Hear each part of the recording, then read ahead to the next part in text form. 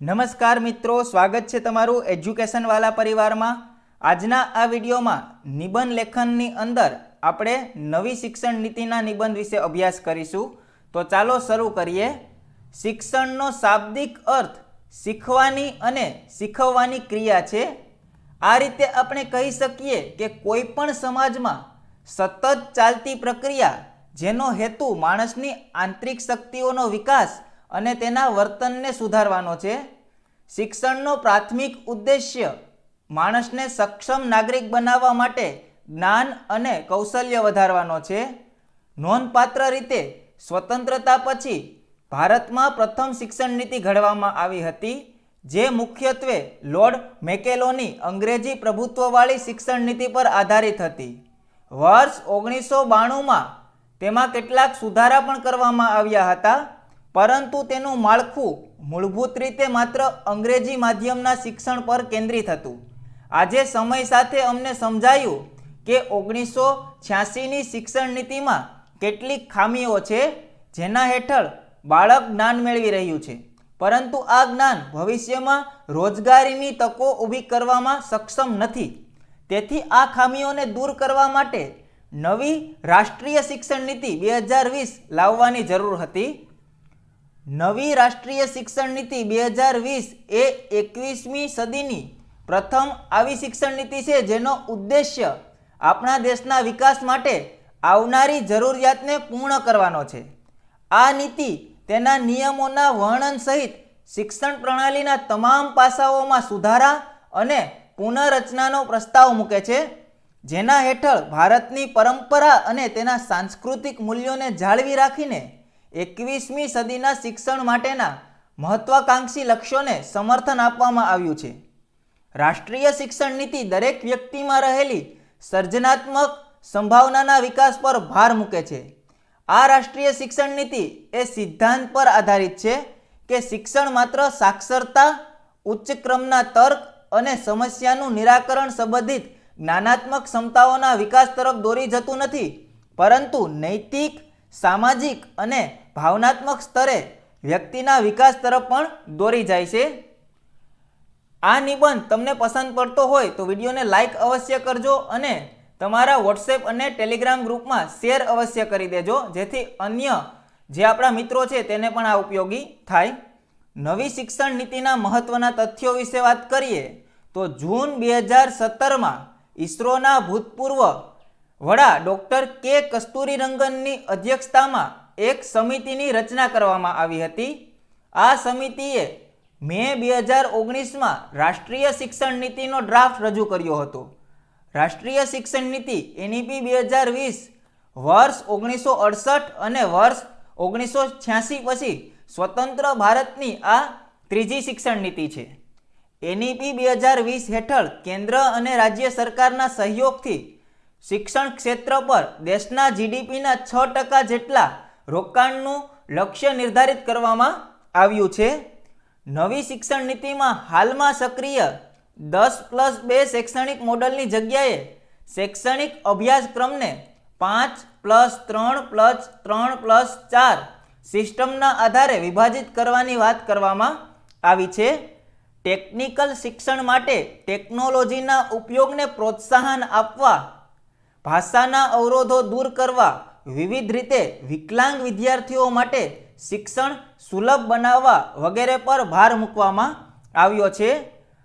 આ શિક્ષણ નીતિમાં વિદ્યાર્થીઓમાં સર્જનાત્મક વિચાર, તાર્કિક નિર્ણય અને નવીનતાની ભાવનાને પ્રોત્સાહિત કરવા પર ભાર મૂકવામાં આવ્યો છે।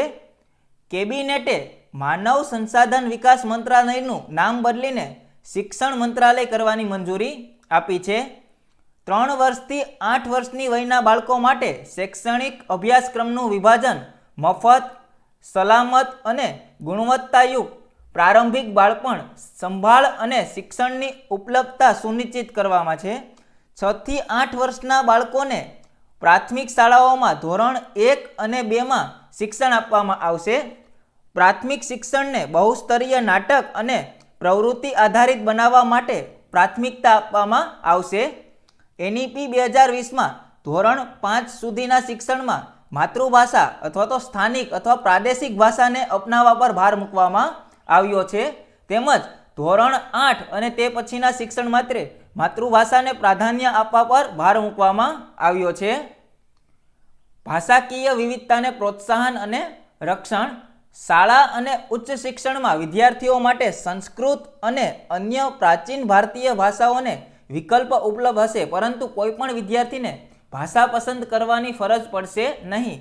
બહેરા વિદ્યાર્થીઓ માટે રાષ્ટ્રીય અને રાજ્ય સ્તરે અભ્યાસક્રમ સામગ્રી વિકસાવવામાં આવશે અને ભારતીય સાઇન લેંગ્વેજ ISLને સમગ્ર દેશમાં પ્રમાણિત કરવામાં આવશે.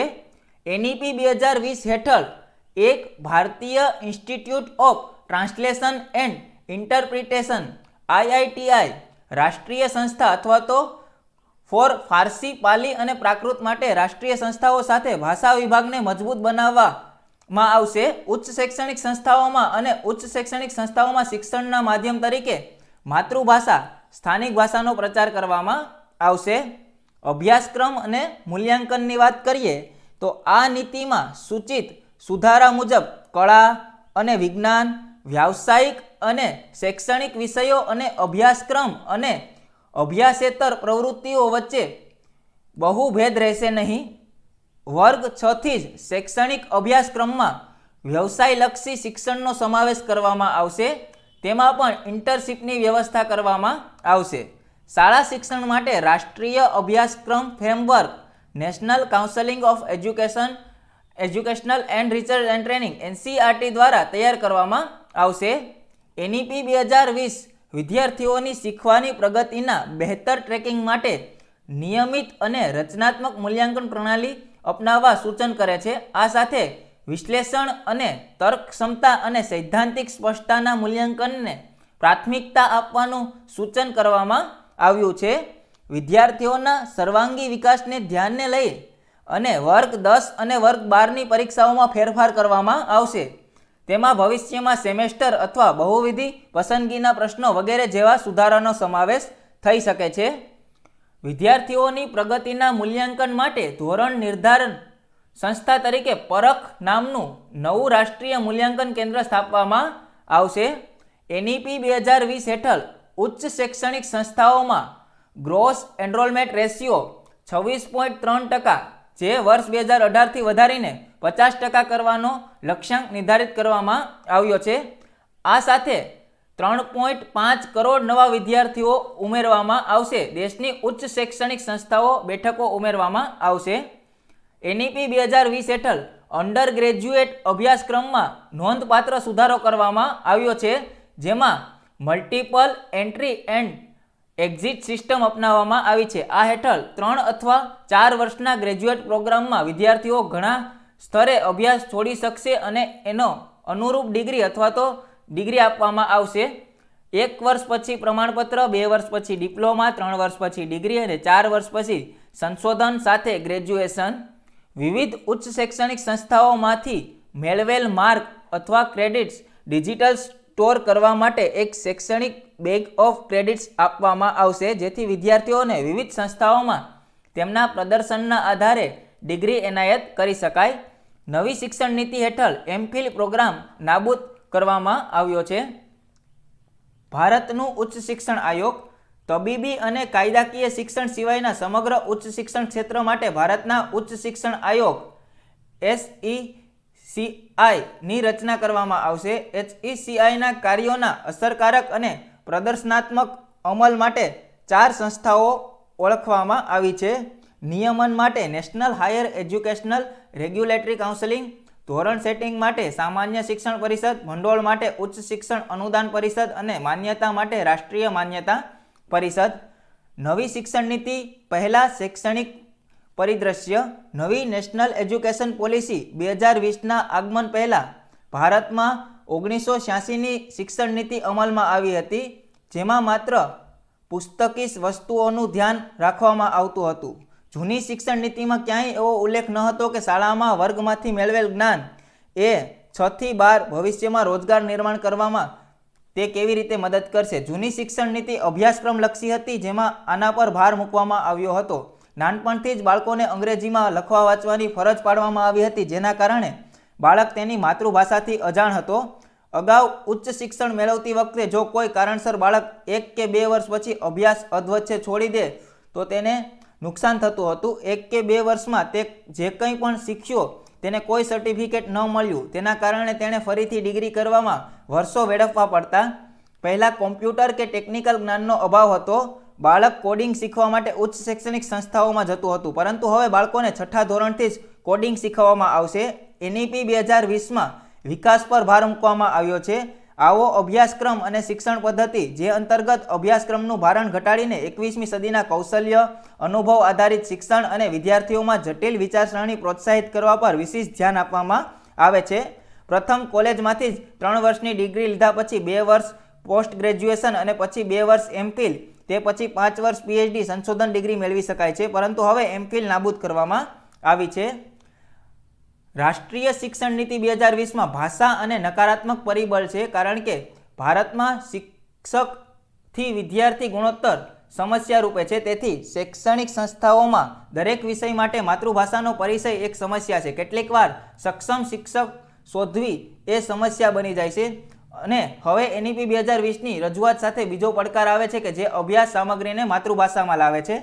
2020ની નેશનલ એજ્યુકેશન પોલિસી અનુસાર જે વિદ્યાર્થીઓ પોતાના ગ્રેજ્યુએશન પૂર્ણ કરવા માગે છે તેમને 4 વર્ષ સુધી અભ્યાસ કરવો પડશે, જ્યારે કોઈ વ્યક્તિ 2 વર્ષમાં સરળતાથી ડિપ્લોમા પૂર્ણ કરી શકે છે. આનાથી વિદ્યાર્થીઓને અભ્યાસક્રમ અધવચ્ચે જ છોડી દેવા માટે પ્રોત્સાહિત થઈ શકે છે. નેશનલ એજ્યુકેશન પોલિસી 2020 મુજબ ખાનગી શાળાઓમાં વિદ્યાર્થીઓને સરકારી શાળાના વિદ્યાર્થીઓ કરતાં ઘણી નાની ઉંમરે અંગ્રેજી શીખવવામાં આવશે. સરકારી શાળાના વિદ્યાર્થીઓને સંબંધિત પ્રાદેશિક ભાષાઓમાં શૈક્ષણિક અભ્યાસક્રમ શીખવવામાં આવશે. આ નવી શિક્ષણ નીતિ મુખ્ય ખામીઓમાંની એક છે, કારણ કે તે એવા વિદ્યાર્થીઓની સંખ્યામાં વધારો કરશે જેઓ અંગ્રેજીમાં વાતચીત કરવા અસ્વસ્થતા અનુભવે છે. આમ સમાજના વર્ગો વચ્ચેનું અંતર વધશે. નવી શિક્ષણ નીતિના સકારાત્મક પરિણામો જોઈએ તો નવી શિક્ષણ નીતિમાં માતૃભાષા પર વિશેષ ભાર મૂકવામાં આવ્યો છે, જેથી બાળક નાનપણથી જ પોતાની માતૃભાષાને સારી રીતે સમજી અને જાણી શકે. આ નવી નીતિ હેઠળ જો કોઈ બાળક તેનું ઉચ્ચ શિક્ષણ પૂર્ણ કરી શકતું નથી અથવા 3 વર્ષના અભ્યાસક્રમ પૂર્ણ કરી શકતું નથી તો તેને કોઈ નુકસાન નહીં થાય. તે પ્રમાણપત્ર ડિપ્લોમા મેળવી શકશે, જેનો તે રોજગાર ક્ષેત્રે ઉપયોગ કરી શકશે. બાળકોને 6ઠા ધોરણથી જ ઇન્ટર્નશીપ કરવામાં આવશે, જેથી તેઓ પ્રેક્ટિકલ જ્ઞાન મેળવી શકશે. એજ્યુકેશન પોલિસીમાં કોડિંગનો પણ સમાવેશ કરવામાં આવ્યો છે, જેનો અર્થ એ છે કે બાળકો માત્ર પુસ્તકીય અને પ્રેક્ટિકલ નોલેજમાં જ નહીં પરંતુ ટેકનિકલ ક્ષેત્રમાં પણ વધુ સારું પ્રદર્શન કરી શકશે. એકંદરે આ નીતિ બાળકોનો સર્વાંગીક વિકાસ સુનિશ્ચિત કરશે. 2020માં નવી શિક્ષણ નીતિ 30 વર્ષ પછી આવી અને તે ભારતની વર્તમાન શૈક્ષણિક પ્રણાલીને આંતરરાષ્ટ્રીય સ્તરના શૈક્ષણિક સ્તરની સમકક્ષ બનાવવાના ઉદ્દેશ્ય સાથે બદલ કરાવવામાં આવ્યું છે. ભારત સરકારનું લક્ષ્ય વર્ષ 2040 સુધીમાં NEPની સ્થાપના કરવાનું છે. લક્ષ્ય વર્ષ સુધીમાં યોજના મુખ્ય મુદ્દાઓ એક પછી એક અમલ મૂકવાના છે. NEP 2020 દ્વારા પ્રસ્તાવિત સુધારાઓ કેન્દ્ર અને રાજ્ય સરકાર સાથે મળીને લાગુ કરવામાં આવશે. અમલીકરણ વ્યૂહરચના પર ચર્ચા કરવા માટે કેન્દ્ર અને રાજ્ય સરકારના સ્તરના મંત્રાલયો સાથે વિષયવાર સમિતિઓની રચના કરવામાં આવશે. અંતમાં તે ભારતીય મૂલ્યોથી વિકસિત શિક્ષણ પ્રણાલી છે, જે તમામને ઉચ્ચ ગુણવત્તાયુક્ત શિક્ષણ પ્રદાન કરીને અને ભારતને વૈશ્વિક જ્ઞાન મહાસત્તા બનાવીને ભારતને જીવંત સમાજમાં પરિવર્તિત કરવામાં સીધો ફાળો આપશે. આ નીતિ વિદ્યાર્થીઓમાં તેમની મૂળભૂત જવાબદારીઓ અને બંધારણીય મૂલ્યો, દેશ સાથે જોડાણ અને બદલતી દુનિયામાં નાગરિકની ભૂમિકાની જવાબદારી વિશે જાગૃતતા લાવવા માટે અમારી સંસ્થાઓના અભ્યાસક્રમ અને શિક્ષણ શાસ્ત્રની પરિકલ્પના કરે છે. આ નીતિનું વિઝન વિદ્યાર્થીઓમાં એક ભારતીય હોવાનો ગર્વ માત્ર વિચારમાં જ નહીં પરંતુ વર્તન, બુદ્ધિ અને કાર્યોમાં પણ કેળવવાનું છે. તે જ્ઞાન, કૌશલ્ય, મૂલ્યો અને વિચારમાં પણ હોવું જોઈએ. માનવ અધિકારો કે જે ટકાઉ વિકાસ અને આજીવિકા અને વૈશ્વિક કલ્યાણ માટે પ્રતિબદ્ધ છે, જેથી તે સાચા અર્થમાં સક્ષમ નાગરિક બની શકે. તો આ નિબંધ છે તે અમારા વિચાર દ્વારા લખવામાં આવ્યો છે. તમે પેપરની અંદર તમારા વિચારોમાં પણ આ નિબંધ લખી શકો છો, કારણ કે તમે NEP ન્યૂ એજ્યુકેશન પોલિસી 2020નો અભ્યાસ કરેલો છે. તો અહીં તમારા શબ્દો પણ તમે ઉમેરી શકો છો. આ નિબંધ અને વધુ આવા જ નિબંધની PDF મેળવવા માટે ગૂગલ પર સર્ચ કરો www.educationwala.com. ત્યારબાદ જો તમે અમારે ટેલિગ્રામ ચેનલમાં જોડાયેલા ન હોય તો ટેલિગ્રામ ચેનલની લિંક નીચે ડિસ્ક્રિપ્શનમાં આપેલી છે, અથવા તો તમે ટેલિગ્રામમાં જઈ એજ્યુકેશનવાલા સર્ચ કરશો એટલે અમારી ચેનલ છે આવી જશે, જોઈન કરી લેવા વિનંતી. તમે અમારી સાથે વોટ્સએપમાં જોડાવા માગતા હોય અને વોટ્સએપ સ્ટેટસમાં દરેક અપડેટ મેળવવા માગતા હોય તો નીચે ડિસ્ક્રિપ્શન બોક્સમાં એક નંબર આપેલ છે, ત્યાં ક્લિક કરી અને તમારું નામ અને તમારા શહેરનું નામ જણાવજો. તેથી અમારી ટીમ તમારો નંબર સેવ કરે, જેથી તમને સ્ટેટસમાં અને બ્રોડકાસ્ટમાં મેસેજ મળતા રહે. અમારી સાથે તમે ઇન્સ્ટાગ્રામમાં જોડાયેલા ન હોય તો ઇન્સ્ટાગ્રામ પેજને અવશ્ય ફોલો કરો. ત્યાં તમને અવનવી માહિતી ટૂંકમાં અને શોર્ટ માહિતી મળતી રહેશે, તો અવશ્ય ઇન્સ્ટાગ્રામમાં પણ અમારી સાથે જોડાઓ. તમે આ વિડીયોની PDF ફાઇલ મેળવવા માટે અમારા ટેલિગ્રામમાં જોડાઈ શકો છો, નીચે લિંક ડિસ્ક્રિપ્શન બોક્સમાં આપેલી છે. વધુમાં જણાવું તો આ ચેનલને સબસ્ક્રાઇબ અવશ્ય કરજો, મિત્રો સાથે શેર અવશ્ય કરજો અને આ નિબંધ તમને કેવો લાગ્યો તે કોમેન્ટ કરી અને અવશ્ય જણાવજો. મળીએ નવા નિબંધ સાથે. જય હિન્દ, જય ભારત.